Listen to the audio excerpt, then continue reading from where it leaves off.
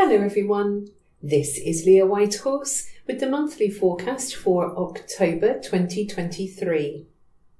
So it is a really busy month ahead. We are entering into eclipse season now, so that's very important. We have an ongoing situation with Pluto squaring the nodes, and this is getting a lot of activation this month. We're going to have Mars and the Sun and Mercury all conjoining with the South Node, and that's before they all then enter Scorpio. So Scorpio is a sign ruled by Pluto, so everything is coming back to Pluto, and then Pluto will station direct this month as well. So if we were going to throw some keywords around for the month ahead, I would be picking Pluto's words, Scorpio's words: intense, potent, powerful, deep, and transformative. And this is where we begin on the 4th of October with Mars joining the South Node.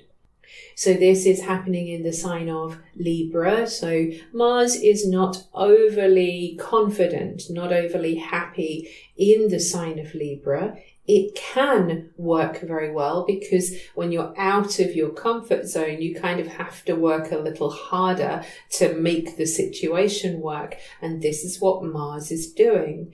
But with the conjunction to the South Node, it's possible for some people that it might feel like we're going back to old arguments, old conflicts. The old comes from the South Node. This is the old stuff that we're trying to get away from, but now we've run straight into it. But of course, this is no mistake. The skies are set up the way they need to be, and we're experiencing what we need to experience. So we need to check back in with these old situations, maybe to put them to rest forever, for good. Now, Mars is very proactive normally, so this could be a really good way of using this energy. Let's put this to rest, this argument, especially in Libra, the sign of partnership and relationship. Let's put this to rest, and let's take what we've learned from this and put it to good use. Mars is the ruler now of the North Node in Aries. So the best way we could use this is to take the best of the past and put it towards the future. What have you learned? What are the best connections that you've made? Those connections that feel like old soul friends, your old allies, the old people you used to run about with. This is Mars on the South Node in Libra too. So we have the potential to forge or reanimate or reconnect with old connections that is going to help us eventually to move forwards. But to get to all that good stuff, we must release these old conflicts or possibly old anger. Sometimes it's the anger from the situation that has hung around and we haven't let it go. So if that's the case, it's time now to let that go so that it frees up energy to pursue the goals that we have. On the 5th of October, Mercury will enter Libra. So this is a nice change of air going on here because Mercury has been in Virgo for what seems like ever. It was actually the end of July when Mercury first moved into Virgo, and then of course we had the retrograde in Virgo. But now Mercury moves into Libra, so again the focus now mentally, the mind, Mercury, is on our relationships. It advocates balanced thinking, so no thinking in extremes. This is about thinking and communicating in ways that are Libran. And Libra is very focused on getting on with everybody, making sure that everyone has their say, has their turn to say what they need. It's very nice for diplomacy. We've already got Pallas in Libra as well. So Pallas is associated with mediation. So we've got mediation, diplomacy, having good conversation. Good conversation. Good because Venus is the ruler of Libra. So it can smooth communication issues between people, and it puts us in touch with an awareness of how our words affect other people, which of course can be very useful, especially with that Mars conjunction to the South Node. If we're feeling a bit heated, or the old anger, all the stuff I was talking about before, now Mercury's entry into Libra should help us at least to be able to listen to one another. Mercury in Libra is very good for this. Now, we're going to need this because Mars will then go on to square Pluto. So this is on the 9th of October. So Mars is still hanging out near to the South Node, activating the Pluto square to the nodes. So now we feel some sense of frustration, perhaps, with Mars square to Pluto, because this aspect can really bring out our inner bully. It can bring out our sort of violent tendencies, very animal kind of instincts, base instincts that make us want to kind of fight our way out of a corner. The instinct is to fight our way out of a corner. The corner comes from the squares. So we want to fight our way out of a corner, but the problem is that we're not picking our battles carefully. This is the thing with Mars square to Pluto, because Pluto is always going to be stronger than Mars. Mars is a warrior, but Pluto is the lord of the underworld. You're not going to knock him down. Not with Mars anyway, not with anything that Mars has. So we're needing to pick our battles carefully. We're needing to take control where we can, and that's where we need to take action. This is Mars wanting to do something. I want to do something to take control. We're literally wrestling for control, and it might feel a bit like life or death. And this is why we need Mercury in Libra, because we need that balanced thinking. Let's stop catastrophizing, says Mercury to Mars and Pluto. Let's just stop all of that. We need to communicate effectively, think clearly, and stop going to extremes, and stop kind of kicking out at everything just because you're frustrated or angry. And instead, let's turn this energy around, because it is potent, it is powerful, it is incredibly brave. Mars square to Pluto can in fact encourage us to make really bold moves that will change everything. Pluto in Capricorn, changing the very foundation of our lives, taking out what is not useful to us and giving us the kind of space that we need to build again, to ensure that what we have now is going to stand the test of time. So Mars square to Pluto has the potential for wonderful acts of bravery, but we need to get really clear about our underlying motivations. Sometimes our shadow stuff can play out in this kind of interaction, so we end up allowing our shadow to take control of what we do. Mars square to Pluto. So we need to make sure that it's our conscious self that is holding on to the reins, rather than allowing our shadow to run the show. Also, on the 9th of October, we're going to have Venus entering Virgo. So this again feels like a really big shift, because we've had Venus in Leo for what seems like ever, because Venus had a retrograde in Leo. But now she moves into Virgo. And so generally when Venus changes signs, it means there's a shift in the way we express love, and how we think about our relationships, and how we think about money, what we value. All these things are shifting because Venus is changing signs. So Venus in Virgo, well, this is very, very practical energy in Virgo. Venus in Virgo loves to do a job well.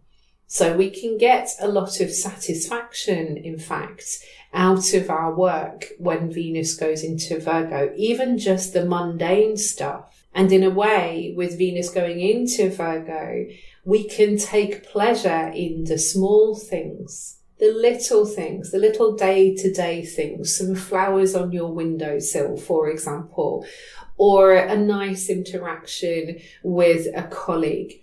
these little things can actually, make the days go faster and make the mundane stuff feel a lot more interesting or pleasing. But the problem is that Venus is going to run straight into Saturn as she moves into Virgo. So she goes into Virgo on the 9th of October and then immediately runs into Saturn on the 10th of October. This is an opposition with Saturn in Pisces.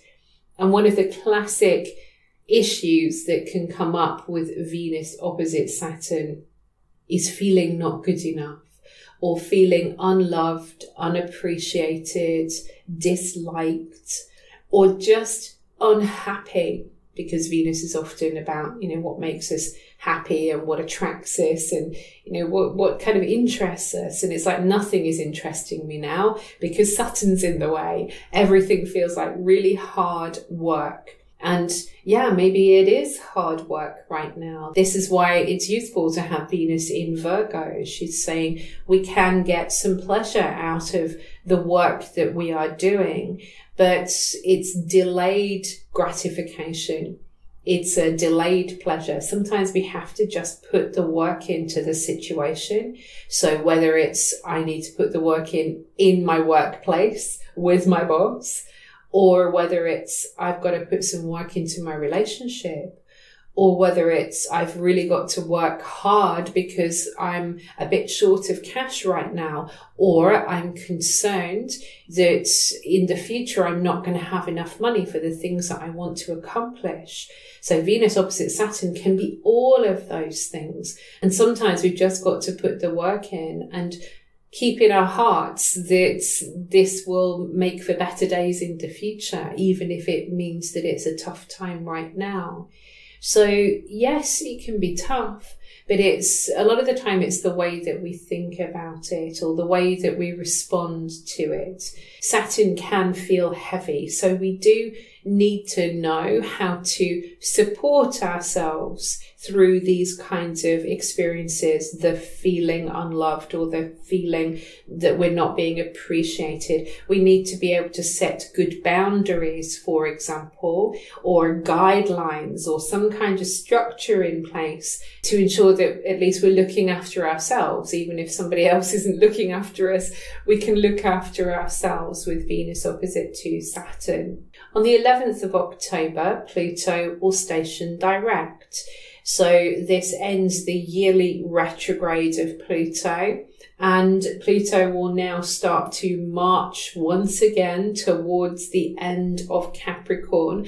We still have a little way to go because Pluto will go back into Aquarius and then backtrack once more to Capricorn, and it'll just kind of hang around on the final degree of that sign.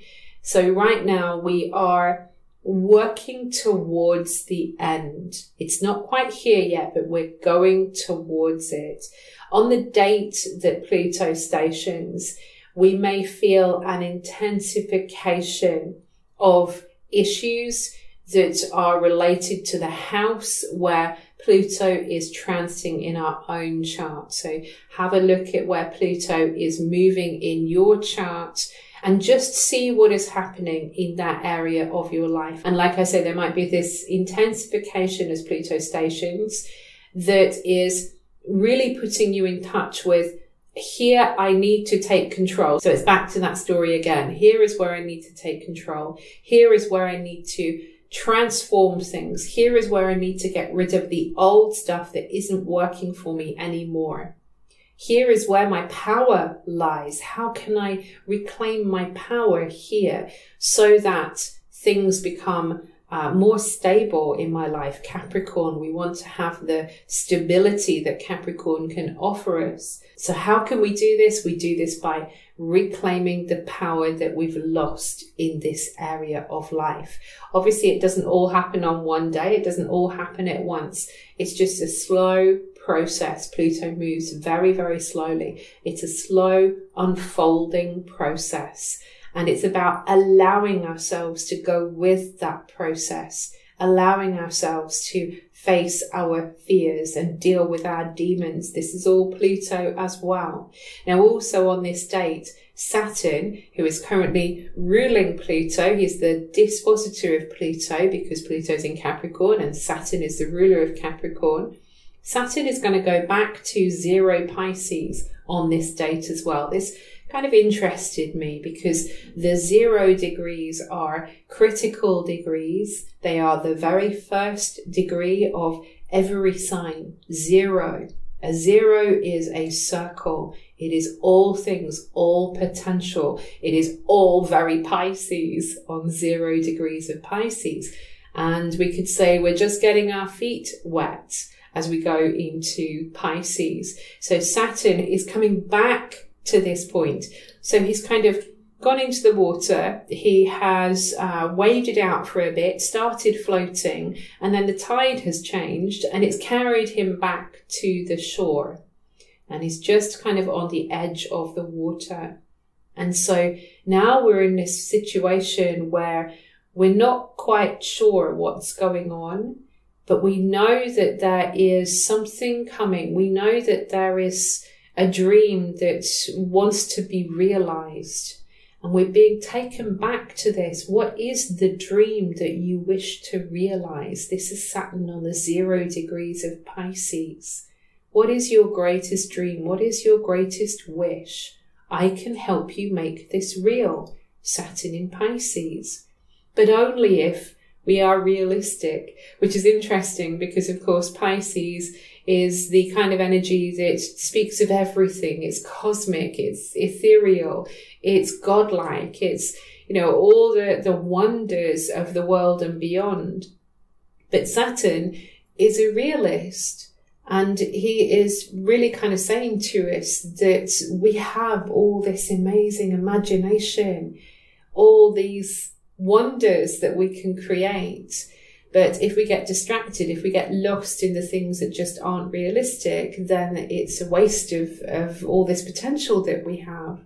So Saturn going back onto 0 Pisces is just gently but firmly asking us to let go of what is unrealistic and embrace the true dream that aligns with your soul's calling, with your heart's calling, the thing that you know that you are born to do. This is Saturn going back onto 0 Pisces.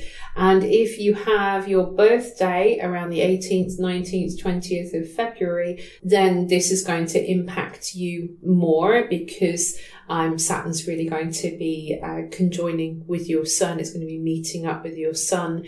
So it's going to feel more impactful. It's going to feel more meaningful for you. But of course, this is happening in everybody's chart as well. So everybody gets an opportunity to consider the dream that they wish to realize. And Saturn is going to station on this degree on the 28th of November. So from the 11th of October through to the 28th of November, Saturn will be sitting on this 0 degrees of Pisces. So I already mentioned people with birthdays who have their sun around this degree, 18th, 19th, 20th of February. But, you know, you might have your moon at 0 Pisces or 1 Pisces. You might have your North Node or your Mars. So have a look and see if there is anything around 0 Pisces in your own personal chart, and think about how that might be part of the dream that you wish to create in this life. On the 12th of October, Mars will enter Scorpio. So Mars is the old ruler of Scorpio. We could say the co-ruler of Scorpio with Pluto, the modern ruler. So Mars, in other words, is happy in Scorpio, especially as he's getting out of Libra, which is the sign that he finds the most challenging. So now he is home.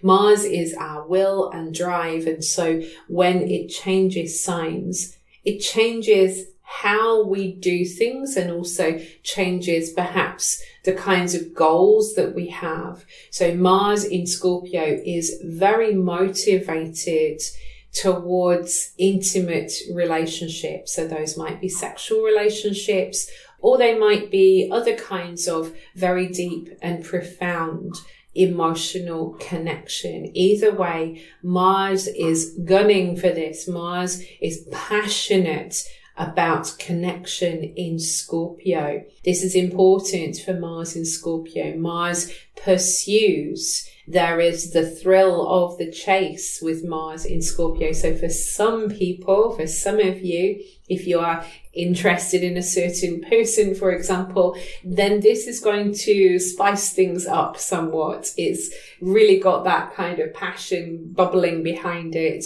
And yes, it's all about getting hot and sweaty with Mars in Scorpio. So this, of course, can be fun. But also this part of the chart and Scorpio can be associated with other things. We're not just pursuing the bonding with another person. We're actually kind of trying to bond with deeper aspects of ourselves. And there is the desire to really kind of go into some of the fears that we feel, which actually is really useful given the ongoing stuff with Pluto as well. So we're kind of getting braver about facing our fears, about facing those things that stop us changing. And in fact, because Scorpio can be associated with endings, Mars going into Scorpio can encourage us to be brave and end things if we need to. And when I say end things, that can be a relationship, but it could be other things. Let's end this situation. Let's end this job. Let's end living in this house I really don't like. We can translate it into lots of different actions, but the core of it is that we become braver about making changes, sometimes sweeping changes, because Mars does not want to be afraid of anything. And so if that's what's been stopping us, if that's what's been holding us back, then Mars going into Scorpio is really going to clean that out for us and get rid of it. Now, Mars is also going to trine Saturn, so that's on the 13th of October. So right as Mars goes into Scorpio, he trines Saturn. So this is a really excellent combination of energies. Mars is strong in his own sign, and he is supported by Saturn, who speaks of structure and time and discipline. This is disciplined action, responsible action. So we can see that this is a really strengthening aspect, and Saturn and Mars can be really good for actively strengthening our physical muscles as well, like doing some weight training or resistance training. And if we have been feeling resistant in other ways, emotionally resistant, then this aspect will support us going into the things that we've been resisting. It's like, yes, I'm going to do this work now. It's been sat on my desk for 10 weeks. I'm going to do it now. So these are really, really helpful aspects. On the 14th of October, we have the first of the solar eclipses in Libra, the first of all the Libra eclipses, in fact. So this is because, of course, the nodes have changed signs now. So South node is going through Libra, North node is going through Aries. So this is a South node eclipse, which once again suggests that it's something to do with the past. Any solar eclipse is some kind of important new start. So it's a new start because it's basically a new moon. It's a new moon in Libra, and it's made important by the fact that it is an eclipse. Now, the interesting thing is that it is a South node solar eclipse. So we've got some kind of new start that is bound up with issues from the past. Maybe we're just starting again. We've decided to start again, to start afresh, using the experience we've had from the past. So the solar eclipse in Libra is going to help us to create new relationships or a new chapter in an old relationship. And this is going to be important for us going forwards. The Sun and then Mercury will join up with the South Node on the 18th and 19th of October. So again, remembering this is still activating the Pluto square to the nodes, the ongoing Pluto square to the nodes. So we may be feeling as though We've got some old conversations that we need to deal with, or these old ways of thinking. We've got to let those go. And we've also got to let go of how we might have been conceiving of ourselves, how we've been thinking about ourselves. Our own self-concept is called into question when the sun is on the south node. And because the sun and Mercury are now joining together close to the south node, so they meet together in the skies on the 20th of October, it almost feels like we're kind of renaming ourselves in some way. It's like, find a new name for yourself, find a new label for yourself, find a new way of talking about yourself, because this old stuff, it's not kind. I'm thinking of Libra, ruled by Venus. Venus is always trying to be sweet to other people. Are you being sweet to yourself? Or are you just calling yourself names that are just echoes from the past? Things that other people said to you, or that you picked up from your kind of social groups and so on. So there's something about renaming ourselves, giving ourselves a new label. Obviously, labels can be a bit of a weird thing anyway, but sometimes they can be very empowering. Like I feel happy when I say I am an astrologer. I am pagan. These things state something of who I am as a person. And so those words are limiting in some ways because it doesn't speak of all the rest of me, but it does say something of who I am as a person. So these are some of the things that I'm thinking of with the sun and Mercury conjoining on the south node. Mercury and then the sun will go into Scorpio. So Mercury moves into Scorpio on the 22nd of October.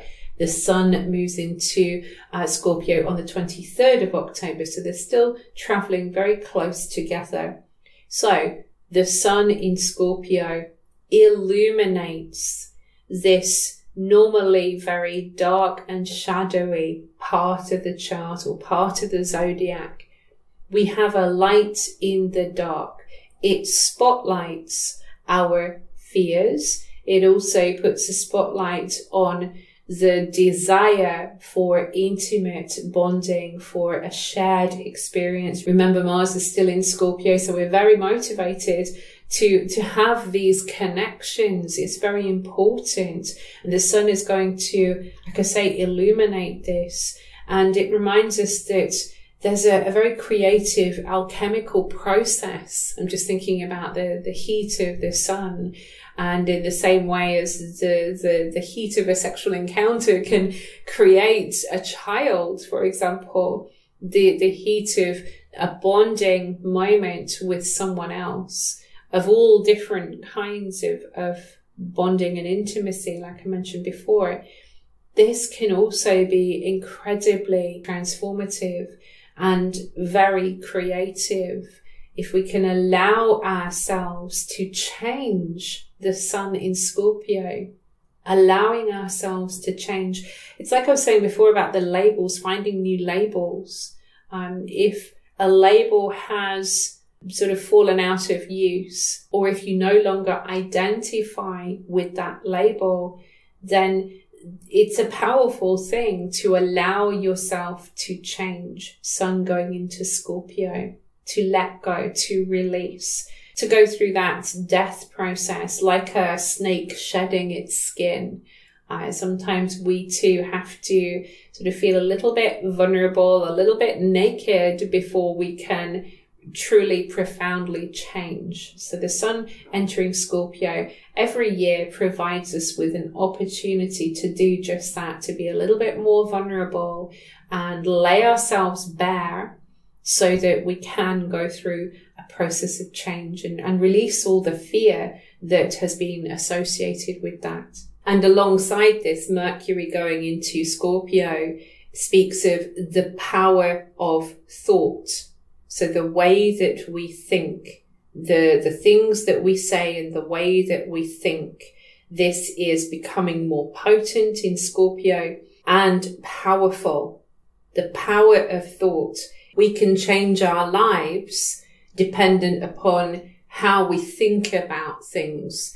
So Mercury going into Scorpio is really good for strengthening the mind as long as we face our fears. We don't want our fears governing how we communicate with others or governing the decisions that we're making. But Mercury in Scorpio is very good at kind of picking up on psychic information, and it is also very good for detecting. It's a very good BS detector as well, Mercury in Scorpio, whether it's picking up on the BS that other people give us or picking up on our own BS, because we all have it.